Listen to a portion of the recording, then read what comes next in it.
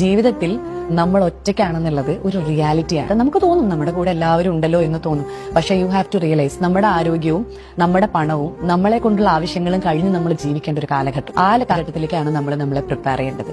കാരണം ഇന്ന് ഞാൻ പറഞ്ഞാൽ എന്റെ മകൻ കേൾക്കും. ബിക്കോസ് അമ്മ ഈസ് പ്രൊവൈഡിങ് ഫോർ ഹിം. അല്ലെ, ഇന്ന് ഞാൻ പറഞ്ഞാൽ എന്റെ പേരൻസോ എന്റെ ബ്രദറോ കേൾക്കും.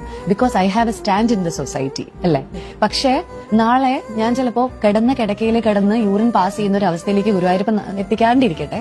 പക്ഷെ ഒരു സിറ്റുവേഷനിൽ നമ്മൾ എത്തിയാൽ നമ്മുടെ എന്ത് വാക്കിനാണ് പ്രാധാന്യം?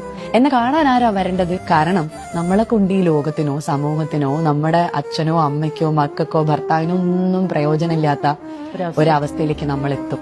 I cannot expect my son to be my caretaker afterwards. അവന്റെ പ്രയോറിറ്റീസ്, അവന്റെ ഇഷ്ടങ്ങൾ, അവന്റെ കുട്ടികള്, ഫ്രണ്ട്, അവന്റെ life is going to be so colourful. Kozhikode താമരശ്ശേരിയിൽ അമ്മയെ വീട്ടിൽ ഉപേക്ഷിച്ച് മക്കൾ. ഉടുതുണിയും ഭക്ഷണവും ഇല്ലാതെ കഴിഞ്ഞ അമ്മയെ 3 മക്കളും തിരിഞ്ഞു നോക്കാതെ വന്നതോടെയാണ് ഒറ്റപ്പെട്ടു പോയത്. ഈങ്ങാപ്പുഴ പൂറ്റിയൻകുന്ന് ഉന്നതിയിൽ താമസിക്കുന്ന ഖദീജയെ അഭയകേന്ദ്രത്തിലേക്ക് മാറ്റാനുള്ള നടപടികൾ സ്വീകരിക്കണമെന്നാണ് നാട്ടുകാരുടെ ആവശ്യം. 3 മക്കൾക്കായി ജീവിച്ചു ഖദീജ. പ്രായമായപ്പോൾ അമ്മയെ തനിച്ചാക്കി മക്കൾ പോയി. അവർ 3 പേരും ഇന്ന് മെച്ചപ്പെട്ട ജീവിതം നയിക്കുമ്പോൾ അമ്മ ഭക്ഷണവും വെള്ളവുമില്ലാതെ മുറിക്കുള്ളിൽ കഴിയുന്നു. ഖദീജയ്ക്ക് പരിഭവങ്ങളോ പരാതികളോ ഇല്ല. ഇളയ മകൾ ഇടയ്ക്ക് വീട്ടിലെത്തും, വീട് വൃത്തിയാക്കിയിട്ട് മടങ്ങും.